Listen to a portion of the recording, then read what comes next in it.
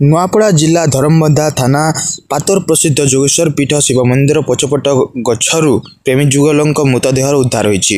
ମୃତକ ଦେହ ହେଲେ ଛତିଶଗଡ଼ ରାଜ୍ୟ ଗରିଆବନ୍ଧ ଜିଲ୍ଲା ଛୁରା ଥାନା କାମରାଜ ଗାଁର ଶ୍ରବଣ ଠାକୁରଙ୍କ ପୁଅ ରାଜେଶ 26 ବର୍ଷ ଓ ଦାଦର ଗାଁର ସେଜ କୁମାର ଠାକୁରଙ୍କ ଝିଅ ଲଳିତା 20 ବର୍ଷ। ଧରମବନ୍ଧା ପୁଲିସ ମୃତଦେହ ବ୍ୟବଚ୍ଛେଦ କରି ପରିବାର ଲୋକଙ୍କୁ ହସ୍ତାନ୍ତର କରିଛି। ଏହା ଆତ୍ମହତ୍ୟା ନା ହତ୍ୟା ତାହା ସ୍ପଷ୍ଟ ହୋଇନାହିଁ, କିନ୍ତୁ ପାରିବାରିକ ଅବସ୍ଥାକୁ ଲକ୍ଷ୍ୟ କଲେ ହତ୍ୟା ହୋଇଥିବା ଚର୍ଚ୍ଚା ହୋଇଛି। ଗରିଆବନ୍ଧ ଜିଲ୍ଲା ଛୁରା ଥାନା କାମରାଜ ଗାଁର ରାଜେଶ ଓ ଦାଦର ଗାଁର ଲଳିତାଙ୍କ ମଧ୍ୟରେ ପ୍ରେମ ସମ୍ପର୍କ ଗଢ଼ି ଉଠିଥିଲା। ରାଜେଶ ବିବାହିତ ହୋଇଥିବାରୁ ଉଭୟଙ୍କ ପ୍ରେମ ସମ୍ପର୍କକୁ ପରିବାର ଲୋକେ ଗ୍ରହଣ କରିନଥିଲେ। ଗତ 22 ତାରିଖ ସକାଳୁ ଉଭୟ ଘରୁ ବାହାରି କୁଆଡ଼େ ନିଖୋଜ ହୋଇଥିଲେ।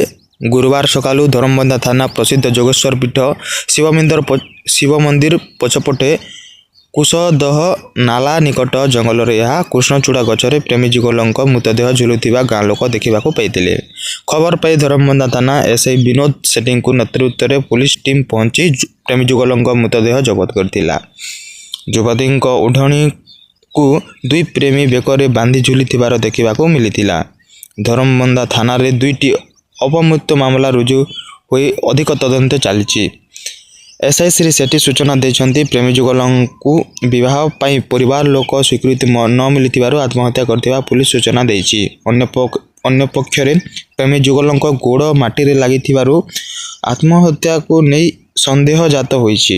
ଏହା ଏକ ଯୋଜନାବଦ୍ଧ ହତ୍ୟା ହୋଇଥାଇପାରେ ବୋଲି ଅଞ୍ଚଳବାସୀ ସନ୍ଦେହ କରିଛନ୍ତି।